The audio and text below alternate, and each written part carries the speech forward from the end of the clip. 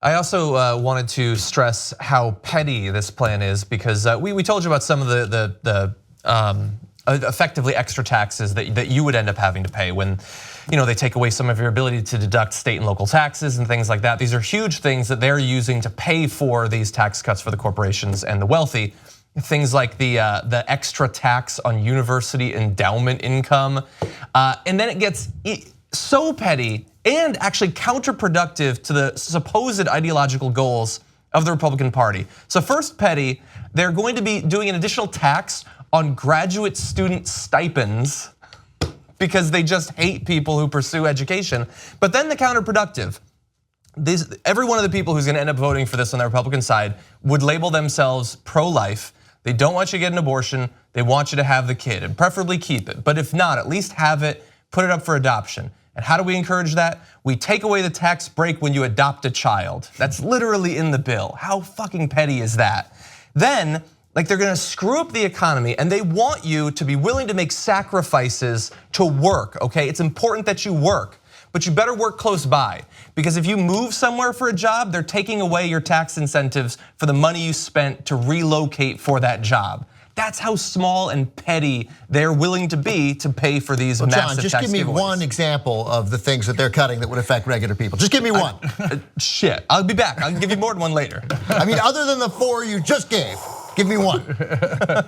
So look, I have seen the poll numbers. It's at 25%, and so look, 40% still haven't made up their minds. It's a big number, but overall, people aren't buying it because, and this is the same thing that happened with the Republican healthcare plan. They're like, yeah. I mean, it's one thing when you say strong borders and the Muslims are scary. I got you, but now this looks like a clear giveaway to the rich. I don't get it. You guys are admitting that it could raise tax on the middle class. I thought I was going to get the tax cut. Now you're telling me no, the tax cuts are going to go to corporations and the rich, and then you have to pay for it by raising my taxes. What the fuck just happened? Yeah. No, I vote no, right? And so this is amazing because this is almost unfuck-upable because every donor in the country wants this. Not everybody, almost. Like all the Republicans, it is their only goal is Republican donors, and they've said it publicly. If they don't get this for us, that's it, we're gonna stop funding them. Because that's the whole point of the bribes, is to get the trillions of dollars in tax cuts. So, and half the Democratic donors are like, well, we want you to be nice to black people and gay people, but get us the tax cuts. So if they can't get this done, they can't get anything done. And they're on the precipice of screwing it up. And part of the reason is Trump, because he is so grotesquely incompetent, he apparently can't get anything done. And the other reason is they're too greedy. They're like, no, I'm not even, like normally the trick is we give the middle class a tiny tax cut and then we give the rich a giant tax cut. This time they're like, nah, fuck it. Let's just raise taxes on the middle class and give even more to the rich. Well, you jumped the shark.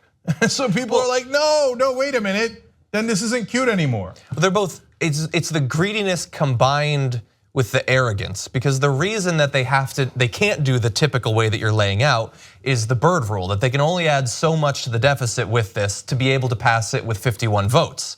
Now, if they were willing to give some of the conservative Democrats some reason to come on board so they could get 9 of them or whatever, then they wouldn't have to do it in this way. They could do it in the typical way, but they're so uninterested in any bipartisanship, even with the most conservative Democrats, that they refuse to do that, and they might sink the entire thing for that reason.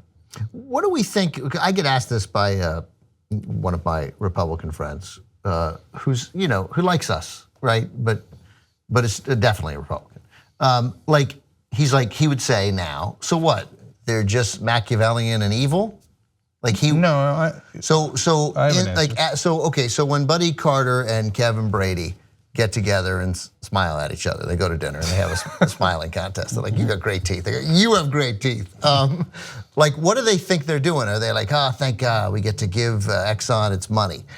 No. They gotta have there's something that they think this will help. Do they think it'll help the economy? Do they think it's good for America? Oh yeah, look guys, I actually think that's a super easy answer. People will get themselves to believe anything as long as it is to their benefit.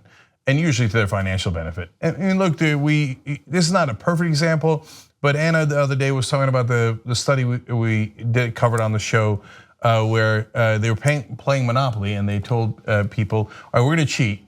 You're gonna, player X is going to have more money and have all these different advantages. And when player X won, he'd be eating more nuts than the other guys, and he'd Changes his strutting behavior around outside of the game. Yeah, and he was convinced that he won because he was awesome. Even though they told everyone, including him, yeah, we are cheating on your behalf. Right. Okay. And his name, Donald Trump Jr. Or Hillary Clinton. Anyway, so no, they get themselves to believe it. There's a million excuses. If you ask them, they say, oh, of course it creates jobs. Okay, they never even bothered to game plan before going out on that press conference. Wait, how does it create jobs? Because they don't care that it creates jobs. It's not their actual goal. Yeah. If that was their actual goal, if it was me and I'm a senator and I go, wait guys, all right, you're saying, let's take a progressive thing, that somehow creating Medicare for all is gonna create jobs. What would I do? I would ask, how? And then somebody would get into an explanation. They'd say, well, when you take the healthcare costs away from the companies, they could actually use it to hire more people. Go, oh, okay, great. Then when I'm at a press conference, I would know how, right? They don't even bother looking into it because they're like, create jobs, good enough. All right, where's the check? So, so they think, do they think it's going to create jobs? Yeah, I think they genuinely believe it. All right, probably not all. And it's a spectrum. You know, like you've got sophisticated people like Dick Cheney. Did he really think we were going to liberate Iraq? Right. Okay, but Bush, you know, he probably talked Bush into it. Liberate, that sounds good. I like liberating people. That involves freedom, right? Right? So it's a spectrum, and I'm being too light on Bush there because I think Bush knew some of the stuff too. But most of it, I would guess 80% of it is people who are like, yeah, sure, yeah, that'll work. All right, yeah, I'm just curious. I don't know, real quick, Craig Burnback, Joe Montana. Yeah, Joe Montana. Older Joe Montana, Craig Burnback. Okay. Watch the Young Turks commercial free. Download it or stream it. Watch it any way you like at tytnetwork.com/join.